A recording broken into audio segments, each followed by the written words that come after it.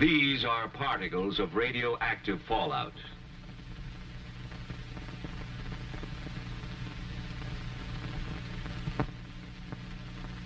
And this is how a single particle looks magnified several hundred times. A radioactive piece of matter from a nuclear explosion.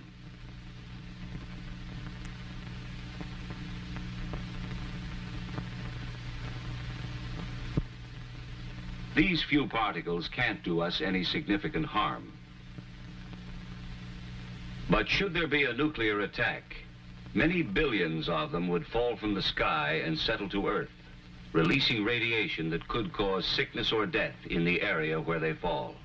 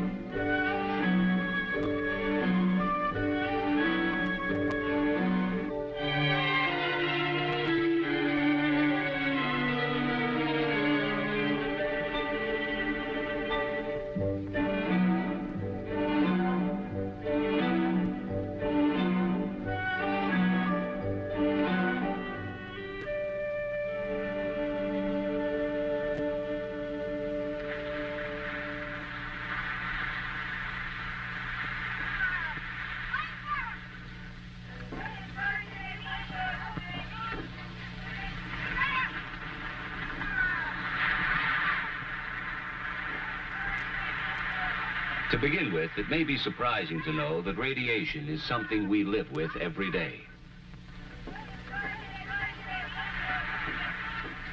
Far back in time, back before there was an Earth, there were flaming fireballs in space. We call them stars. And there are millions upon millions of them.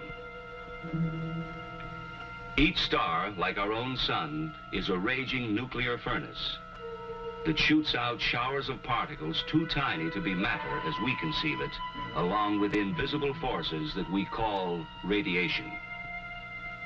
This radiation and these particles travel through space at fantastic speeds until they strike some other matter which may make new flares of radioactivity. They strike wandering asteroids, moons, and planets such as our own. Everything in space, Earth included, receives this radiation. Skies partly cloudy this afternoon, clearing by...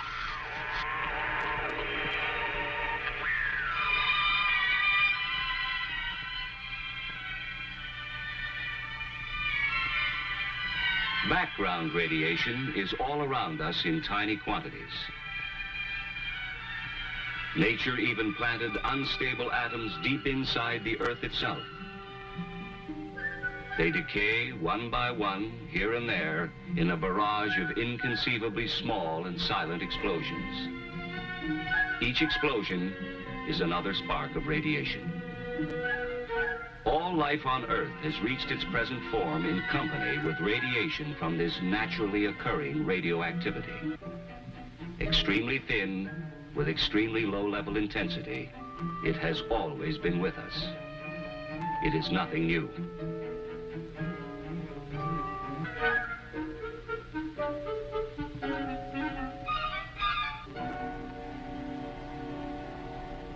We don't worry about the small amounts of natural background radiation. But to safely handle larger amounts, we must keep our distance and shield ourselves. For as the amounts increase, so do the dangers. The amount of energy generated by a nuclear explosion is enormous. Near the crater area, there is almost total destruction from blast and heat. And now, large amounts of pulverized debris and molten earth are pulled up into the mushroom cloud. This is where radioactive fallout is formed. The radioactive atoms produced in the explosion join with the particles of earth and debris. The mushroom-shaped cloud forms and climbs higher. It now contains billions of highly radioactive particles of matter that we call fallout. The strong winds of the upper altitudes go to work on the cloud, blowing it off in one or more directions. Gravity tugs on the particles. The larger and heavier ones sink toward the ground, while the lighter particles continue to drift with the wind. Some of the lightest particles remain suspended in the upper atmosphere. As time passes, their radioactivity grows weaker, so that the longer they remain aloft, the less dangerous they are. But the heavier particles, spread by high-altitude winds, fall to the ground within 24 hours. Several miles from the explosion, they are about the size of table salt or fine sand.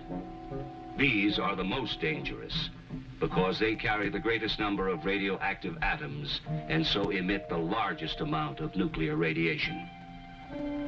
Which brings us to an all-important fact. Deadly as radiation can be. And this gives us an invaluable ally: time. Suppose a nuclear explosion takes place at 12 noon. By 1 o'clock, the total force of the residual radiation is at a high level. By 7 o'clock, it's down to 1/10. In 2 days, although still dangerous, it's only 1/100th. But in 2 weeks, it's only 1/1,000th. With this decay rate in mind, consider radioactive fallout conditions which might confront us after a massive attack. Within an hour, fallout would be a serious problem in the vicinity of explosions which occur on or near the ground. By 7 hours after the attack, the fallout area covers more and more of the country as the prevailing winds expand the fallout in a downwind pattern. 24 hours. 48 hours. Without shelter, millions would face death. A few days later, those who have taken shelter will survive. In many areas, people can even leave shelter for brief periods of time to carry out important tasks. Within 2 weeks, most people can leave their shelters for longer periods as the radioactivity decays to lower levels. The lesson is obvious. We must shield ourselves from radiation through the dangerous period.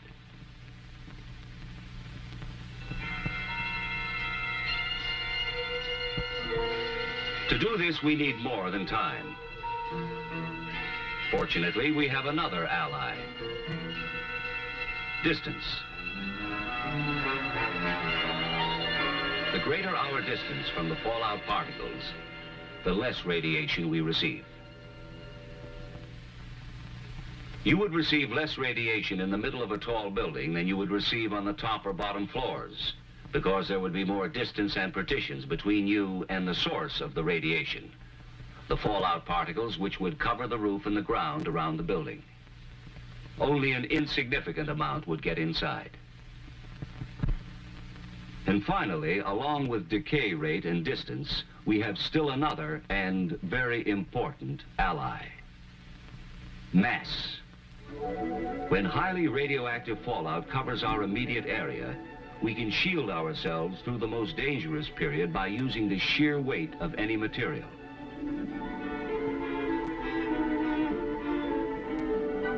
But the protecting material must be heavy.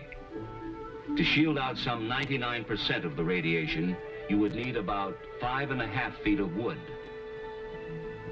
or 2 feet of earth, or 1 1/3 feet of concrete, or 1/2 foot of steel. Even though the thickness of these materials varies, they all weigh the same. Taking a house as an example, it offers a small amount of mass and distance from radiation, but not enough protection in an area of heavy fallout. The solution is plain. Fallout shelters are the best defense against nuclear radiation. Whether in a home for a single family or a large community type in an apartment building, they offer the kind of protection from radiation you would probably need in case of a nuclear attack.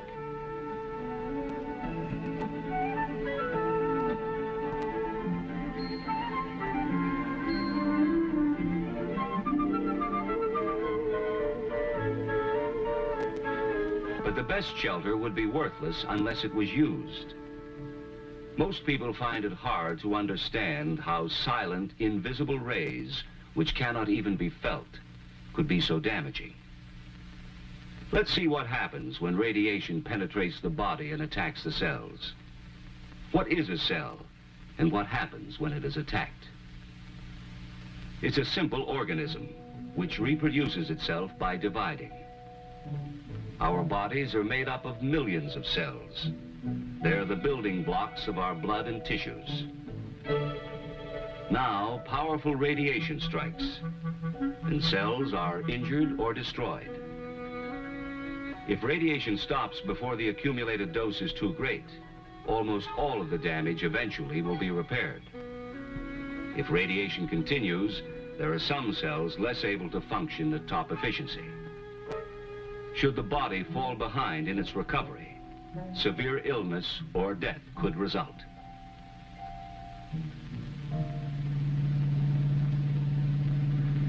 The key, then, is the amount, the total dose of radiation received. We measure radiation the same way speed is measured by a speedometer. Only instead of a speedometer, we have a rate meter. And instead of miles per hour, we measure the rate in Roentgens per hour. We need another device called a dosimeter to record how much radiation a person has accumulated over a period of time. In the same way we record accumulated distance in miles, the dosimeter records accumulated dose in Roentgens.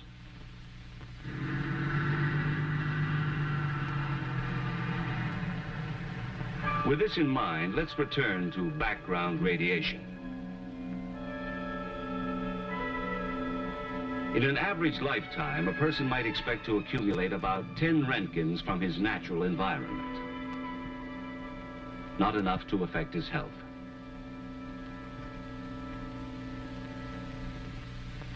This same healthy person would need medical care if he received more than 200 Roentgens within a few days.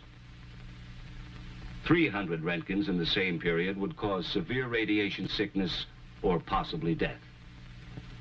And as we go beyond 300 Roentgens, the danger of death increases rapidly. So now we see why shelter is vital. The difference between accumulating a large dose because of little or no shielding and a small dose because of adequate shielding is the difference between death and life. No clothing, of course, could possibly provide enough shielding. However, if you were to be in the open during fallout conditions, clothing would keep the particles from touching your skin. There is no such thing as a fallout suit, but ordinary clothing would help until you could reach the safety of a shelter. Then the fallout particles can be brushed off and outer clothing removed. If fallout settles on your food, the food itself is not harmed, since radiation damages only living tissue. And you can easily decontaminate it using almost the same methods you use in everyday food preparation. Actually, even if you accidentally swallowed some fallout particles, It wouldn't kill you. The effects, if any, probably wouldn't show up for years. Still, since there is a possibility of long-term effects, such as shortened lifespan, cancer, or hereditary damage, it's wise to remove the radioactive particles by simply washing, wiping, or peeling. But it's vital to remember this: neither water nor chemicals can destroy radioactivity. The fallout particles can only be moved or washed away. Only time can reduce their potency. And what of water? Well, here again, the same rules apply. If necessary, you could drink water containing fallout particles without worry or immediate harm. The chances are you wouldn't have to for long, for water helps to wash itself through the natural processes of sedimentation and filtration. And swiftly moving rivers like this would carry most fallout particles downstream.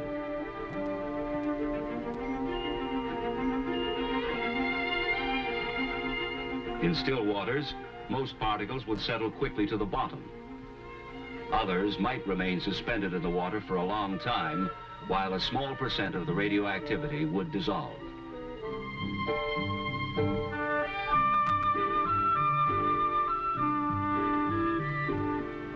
The normal processing of a water treatment plant would make it safe to drink. And water coming from a covered well would be safe from radioactive contamination. There is no problem with breathing, for air is not contaminated once the fallout is on the ground. Fallout is not a poison gas. If ventilation is needed in a shelter, a simple inverted U fitting on a ventilating pipe would keep fallout particles from entering the pipe and getting inside. Of course, surviving a nuclear attack means more than just waiting in a shelter for radioactivity to decay to safe levels. Survival, reconstruction, and recovery would involve decontamination in many areas. A very difficult job. Unit 8 at Elman Morse. Dose rate 15 Roentgens per hour. Okay, Unit 8. Fallout would have to be removed from important areas by street sweepers.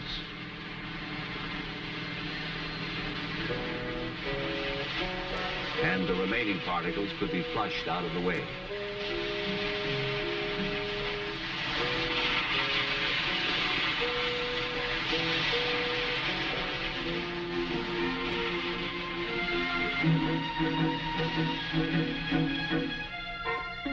Food would be a problem. After a nuclear attack, we would first use existing food supplies from shelters, markets, and surplus food storage. When fallout had decayed to safe levels, people could begin to work in the fields for limited periods of time. In a few areas, the land would not be suitable for food, but such crops as cotton could be grown.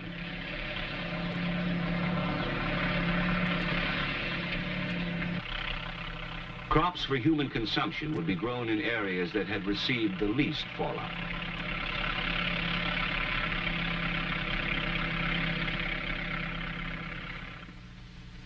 The reason we would be able to grow and eat food planted in this land is that the transfer of radioactivity from soil to plants is extremely low.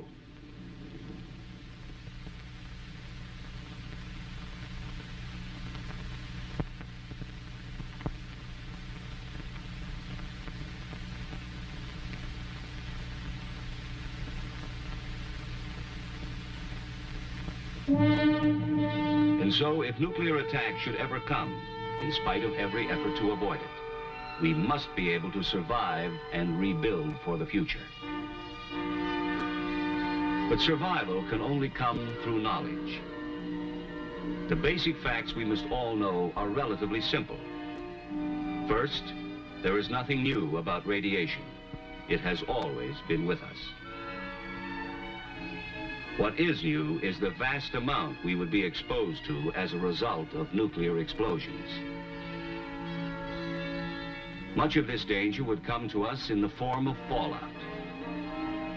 But we are not without personal weapons or defense.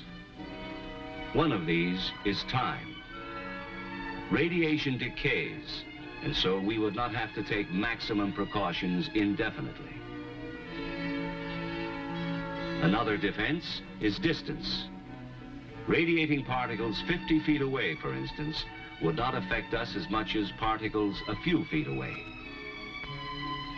And our third defense is mass. Any material with enough weight will keep the penetrating rays from hurting us. The greater the weight of the material between us and the particles, the safer we would be. The best way we can use all three weapons of defense is with an adequate shelter, thick enough to shield off a good part of the radiation until it has decayed to safer levels. When radiation attacks, the cells of our body are damaged. Most of them can repair themselves if the total dose over a period of time is not too high. Even though the rays penetrate our bodies, causing damage, they do not infect us and make us, or anything else, radioactive. That's why food remains good no matter how much radiation has passed through it. Fallout accidentally swallowed with water or food will do you no immediate harm. But for long-term safety, it's best to wash, wipe, or peel the food and filter the water. Even if you were caught outside under fallout conditions, ordinary clothing would keep the radioactive particles from touching your skin, but you would still need to find shelter quickly. If we remember these facts, if we act on them intelligently, we can increase our chances of surviving nuclear attack. And the key to survival is adequate shelter. That is why the federal government has a nationwide fallout shelter program. The goal is adequate fallout shelter space for every man, woman, and child. And this goal can be reached. For with knowledge of radiation, we can face the facts about fallout, take action to protect ourselves, and learn how to live in the nuclear age.